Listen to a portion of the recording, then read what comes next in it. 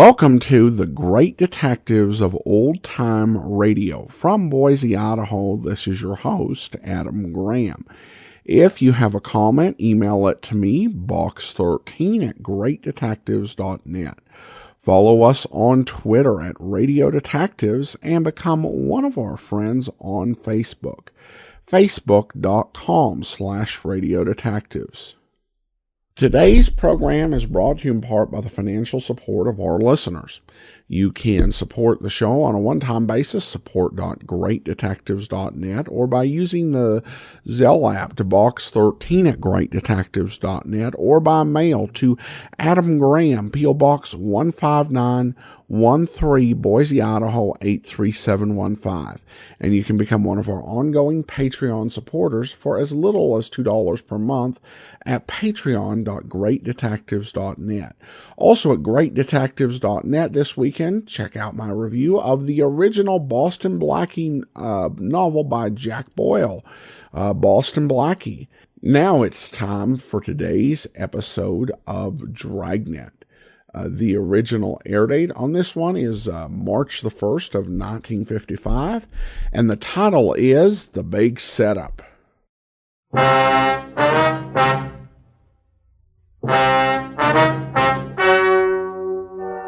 Ladies and gentlemen, the story you are about to hear is true.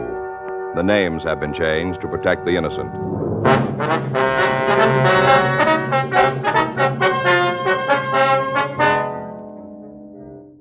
You're a detective sergeant.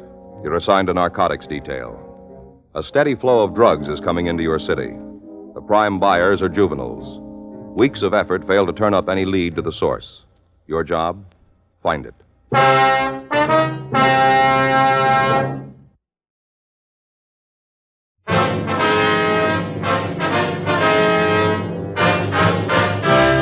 Dragnet, the documented drama of an actual crime. For the next 30 minutes, in cooperation with the Los Angeles Police Department, you will travel step by step on the side of the law through an actual case transcribed from official police files. From beginning to end, from crime to punishment, Dragnet is the story of your police force in action.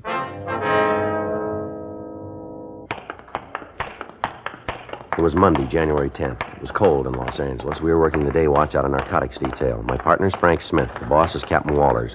My name's Friday. We were on our way back from the cell block, and it was 9:47 a.m. when we got to the interview room. Felony section. Sit down there. All right, Morley, you want to tell us? About what? Why you're here. It's on the booking slip. You saw it. We'd like to hear it from you. No go. You won't tell us. Well, I'd like to, but I can't. All right, let's go over it again. From where? The beginning. Where were you picked up? Corner 5th and Main. For what? Cop said I had a handful of pot. Did you? Well, he found it, said it was mine. But it wasn't. No. Where'd it come from? I don't know. How much you turned? Couple of joints. And you don't know where it came from? Well, you heard it once.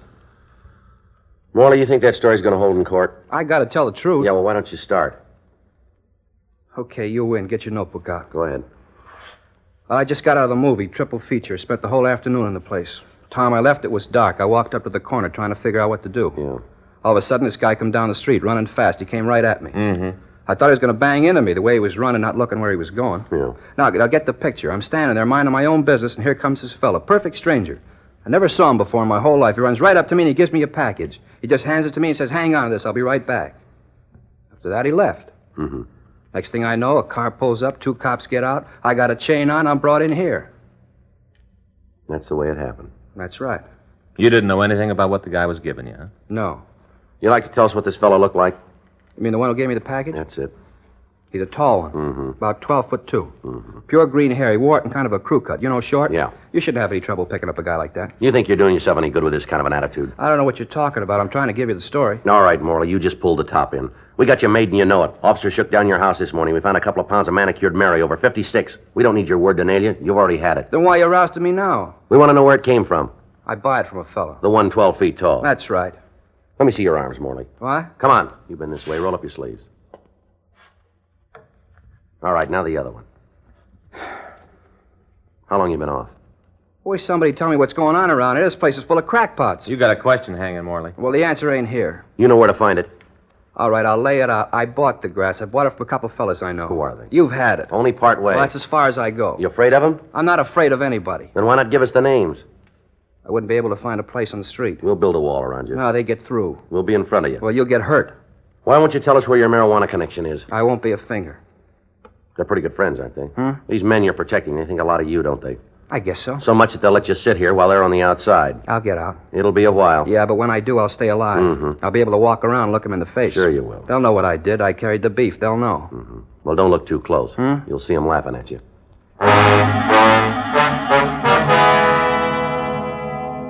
Kenneth Harris Morley was returned to his cell and held to answer charges of violation of the State Narcotic Act, a felony. Frank and I went back to the office, no closer to the source of marijuana that had been flooding the city. In the past 3 months, juvenile crime had risen sharply. Neighborhood merchants were reporting burglaries and acts of vandalism attributed to teenagers.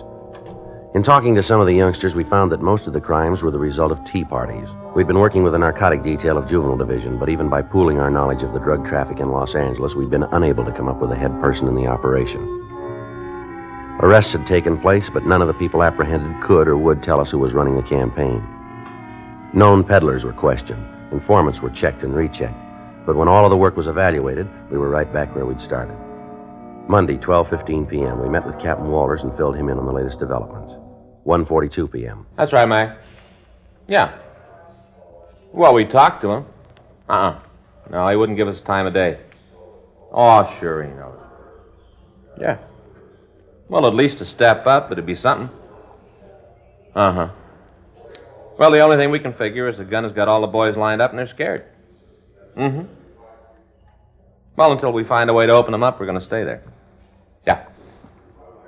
Yeah. If we turn anything, we'll let you know. Right. Goodbye. McTeague, Georgia Street. Mm-hmm. They do any good? No, they knocked over another plant last night. Where? Out in the valley. Guy selling drive-in style. Mm-hmm. Customers pull in the driveway, honk the horn. A couple of minutes later, the pusher comes out and makes a sale. You said anything? No. They talked to him for a couple hours. Won't even admit he's in California. How's he explain the plant? Doesn't try to. Says the weed's his, just won't tell where it comes from. Yeah, another dead end. Yeah. I'm beginning to think we've seen everyone in town. Yeah. I get it. Narcotics Friday. Yeah, that's right. Yes, I remember. Is that right? Mm-hmm. Well, you name it. Well, it's 1:45 now. How's 15 minutes? All right, we'll see you there. What's that? Smith, my partner. You know him. All right, we'll see you there. Right. What do you got? You remember Hugo Kenley? Kenley? A mule we talked to last year on the Redford thing? Oh, yeah, little guy, kind of nervous. That's right. What about him? Says he wants to see us. Yeah? He's got info on some heroin that's coming into the country. From where? European stuff. Huh? 3 kilos, over 6 pounds.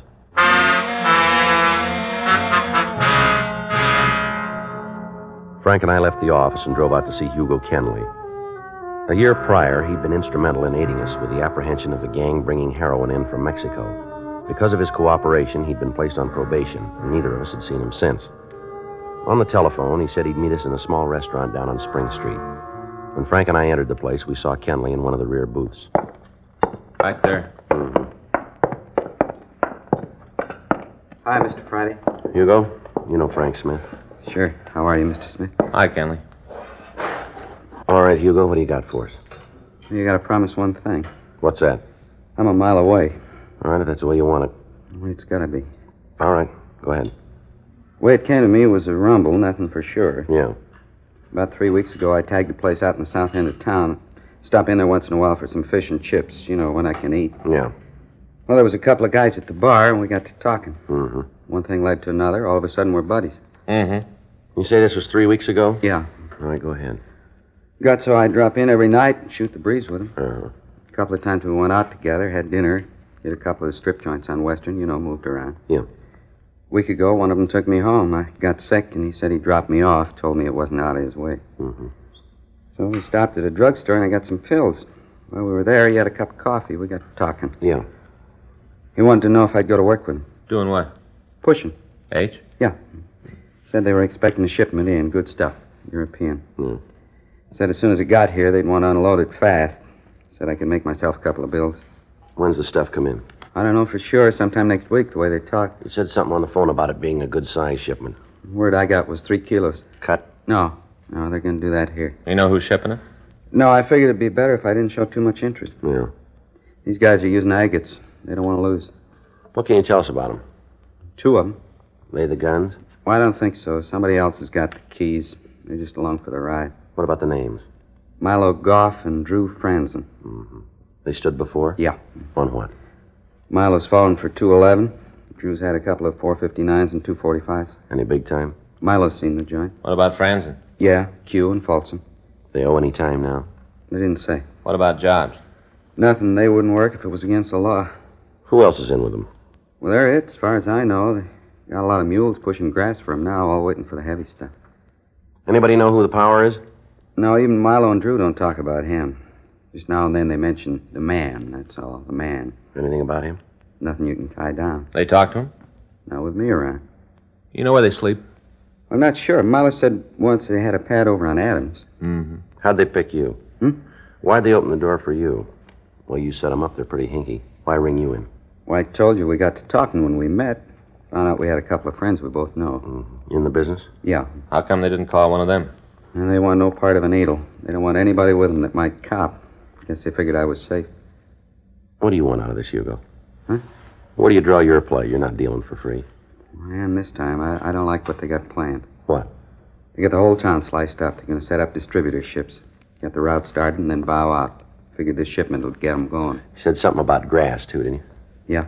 There's a lot of it around town now. Did it come from the same 2 guys? Most of it. They really got it made. Going to go big time. Make a killing and get out. Where's the weed coming from? I don't know for sure. Same gun behind it? The way they talk, yeah. You can't tell us anything about him? No. All right. You want to give us a description of this Milo and Drew Franzen? Sure. Everything. Where they live, what they eat, who their friends are. It's going to take some time. We got it. Yeah, I figured. Okay, if we go someplace else to talk? Sure. Where? Don't make any difference, as long as it's out someplace. I don't want word to get back to him. All right, let's go. You know, there's only one way you're really going to nail these guys. Yeah? Join them. You want to set it up? You asking? It's your idea.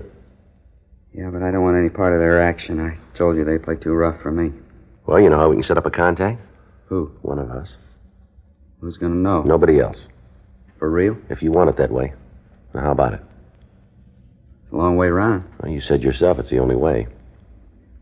What happens if they find out? We'll be there. I'm not worried about that. Well, what? Will I?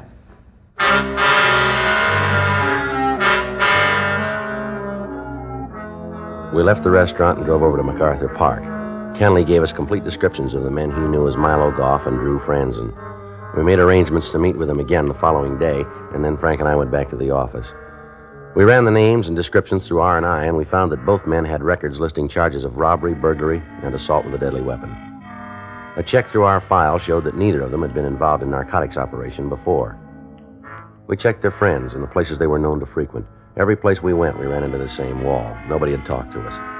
The following day, we met with Hugo Kenley again and outlined a plan to introduce me as a narcotic buyer from out of town. Kenley said that it'd take some time to make the arrangements, and we set up another meeting for Saturday, January 15th. Frank and I began to make plans for my going underground. I established residence at one of the better hotels in downtown Los Angeles.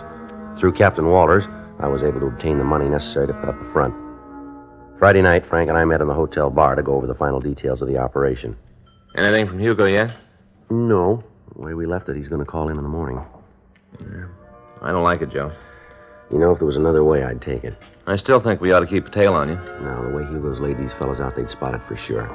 Anything goes wrong, they'd be gone before you could come in anyway. Yeah. The skipper doesn't think it's good either. Neither do I, Frank. If you got an idea how we can pull it off without taking the chance, let me know, will you? Yeah. All right, let's go over it again. Okay. We lay it out that I got to see the stuff before I buy, the usual thing. Yeah. Once they show, I call you. Mm-hmm. I've got the money. That's right. You hustle over to where we make the meet. Mm-hmm. Now, if I get the chance to call before the buy, I will. Otherwise, you'll know I got hung up. Okay. I'll be home. You got the number? Yeah. As soon as I have any information, I'll try to get it to you. You can relay it to the skipper, all right? How are we going to know if there's trouble? When I phone, if I use your first name, you'll know everything's all right. Yeah. If I call you Smith, don't waste any time. Get there, and get there as fast as you can. Okay. You got the ID for me? Oh, yeah. What do you got? Well, here's the driver's license. A couple of hotel receipts from up north, all made out to Jerry Whitner. Jerry Whitner, yeah. Mm-hmm. Here's some letters, phone book. Where'd you get the numbers? Jules Zimmerlin dug them up. Huh. Bars, hotels, a couple of places that ran a book in the Bay Area. Looks all right. Yeah. I hope it works. Anybody from your office in the hotel? Yeah. Luke's in the lobby. They took one of the rooms on your floor. A couple of men there. We've got the place covered as much as we can. Mm-hmm. As long as you're inside, we can see you. As soon as you go through the door, you're by yourself. You continue to make it sound good, don't you? Not leaving anything out, Joe. Yeah. You gonna have dinner here at the hotel? I figured to. There's no reason to leave. Mm-hmm. Well, I'm going back to the office. All right, see you in the morning. I'll be here. Okay. As soon as I hear you left the hotel, I'll get home and wait to hear from you. Yeah. I'll try to keep us posted, huh? Yeah, well, this isn't the first time, Frank. Well, it looks like the roughest, though. Comes off, it'll be worth it. 3 kilos. Pure heroin. You know what that's worth? I don't know what they think. Yeah. I know what it's going to cost you.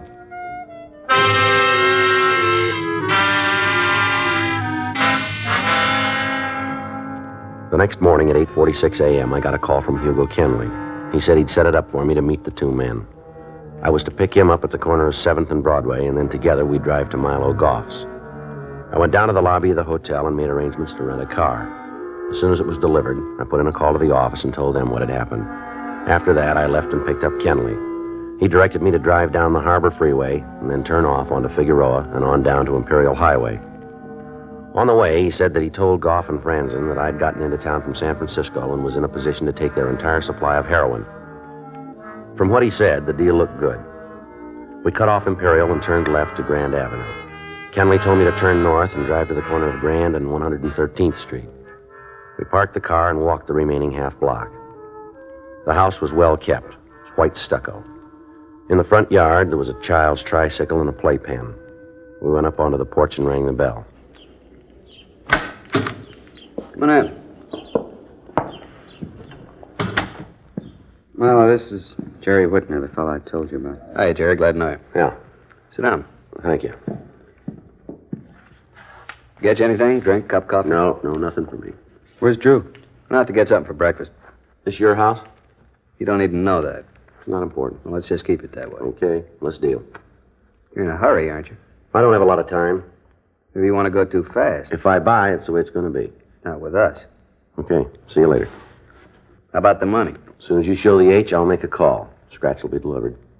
You won't have it with you? Oh, you're out of your head. You know me better than that. I'm not going to carry a pocket full of money around so somebody can walk off with it. Where do we make the meet? You'll get a call. When? Day after tomorrow. Nothing you can do to speed it up. Nothing. Okay, I'll hear from you. Yeah.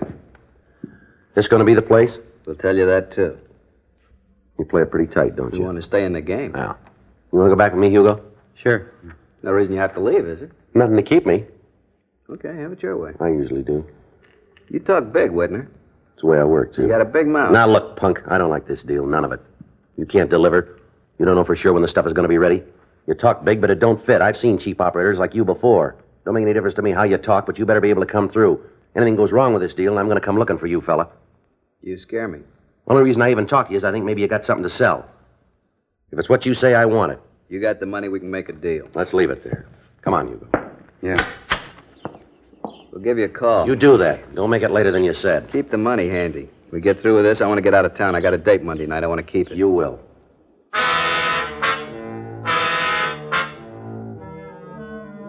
I went back to the hotel and waited. Monday morning, I got another call from Hugo to tell me that the meet was to take place in the hotel lobby at 10:45 a.m. From there, we'd go to where the buy would be made. I got in touch with Frank and told him what had happened. He said the hotel was covered, also the house on Grand Avenue. He went on to say that other officers would be standing by for my call to bring the money. As soon as the buy was made, all of the people in the place would be placed under surveillance in the hope that either Goff or Franzen would lead us to the head man in the operation. 10:36 a.m., I went downstairs and met Hugo Kenley and Milo Goff. We talked for a few minutes while we waited for Franzen to show up. Goff told me that the buy would be made in an apartment out in the Hollywood area. As soon as Franzen gets here, we'll shove up. I got time to make a call. To who? Man with the money. Tell him to stand by. You got to be told? You want the money, don't you? I want to make sure he's there. Go ahead. I'll be right back. Go with you. All right, come on.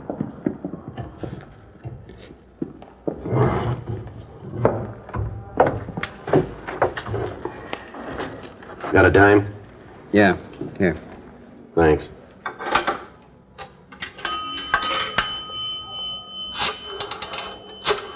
Make it snappy, huh? Here comes Francis. Just take a minute. Drew, where you been? Had to see the man, get the package. As soon as Jerry finishes here, we can move. This the guy? Yeah, why? You bonehead. Dumbest trick I ever heard of. What do you mean? All right, mister, put your hands down by your side. Make a move and I'll blow your spine out. What are you doing? What's wrong? This friend of yours. What about him? I know him. He's a cop.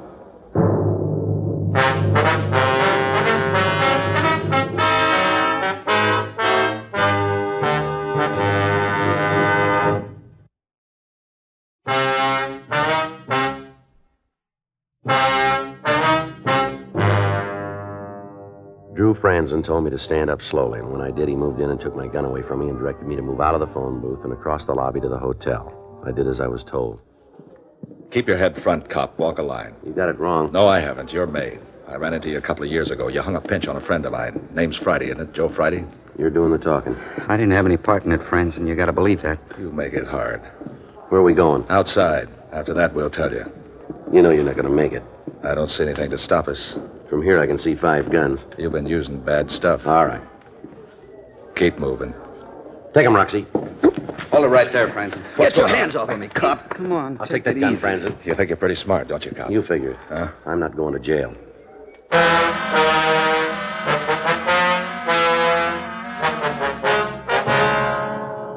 Suspects were searched, and then they were taken to the First Street station. In Franzen's pocket, we found a check from a parking lot. Sergeant Roxy Lucarelli and his partner checked it out. In going over the car, they found the heroin.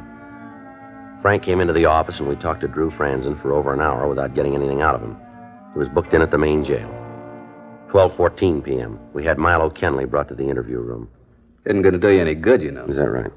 Sure, I'm not gonna tell you anything. You don't have to. We know you plan to set up a distributing organization. You know, you ought to write this. We sent a couple of officers out to your place. They found a list of names.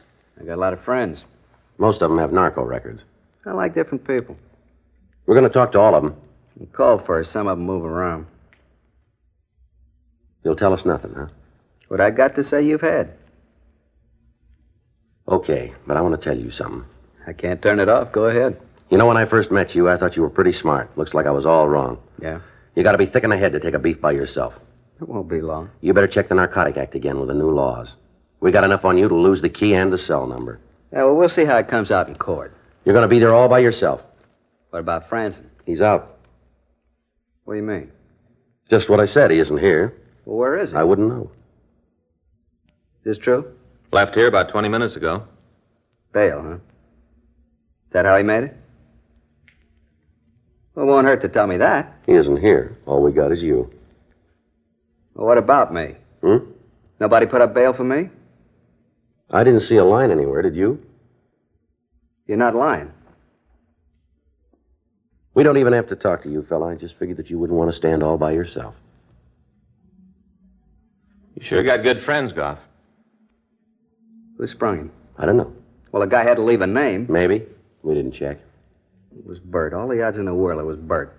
Maybe. I told you I don't know. It had to be. The only one to do it. You'd know that.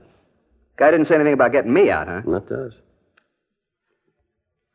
Call somebody with a book. You said you wanted a statement. I'll give it. I'll check. Can't figure why he'd do it. What do you mean? Bert, he's the man, the guy who set the whole thing up. The only one who'd go bail for France and the only one. Sat back and didn't want any part of it. Let us do the work, make the connections, plant the pushers and mules. We did it all. He just sat back. You got any idea where we can pick him up? Yeah. Still doesn't make sense. Why'd you leave me here?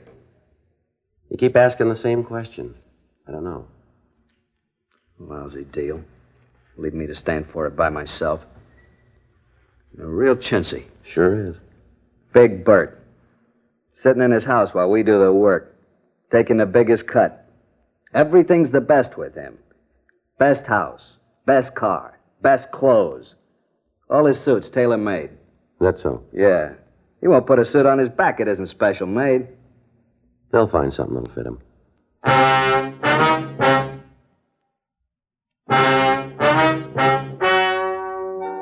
The story you have just heard is true. The names were changed to protect the innocent. On June 14th, trial was held in Department 97, Superior Court of the State of California, in and for the County of Los Angeles. In a moment, the results of that trial.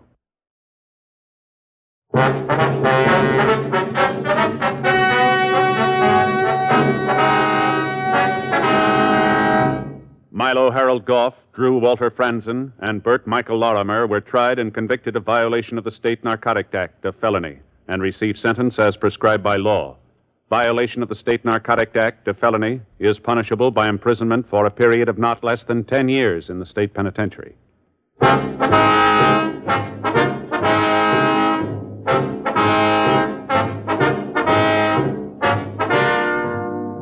You have just heard Dragnet, a series of authentic cases from official files. Technical advice comes from the Office of Chief of Police W.H. Parker, Los Angeles Police Department.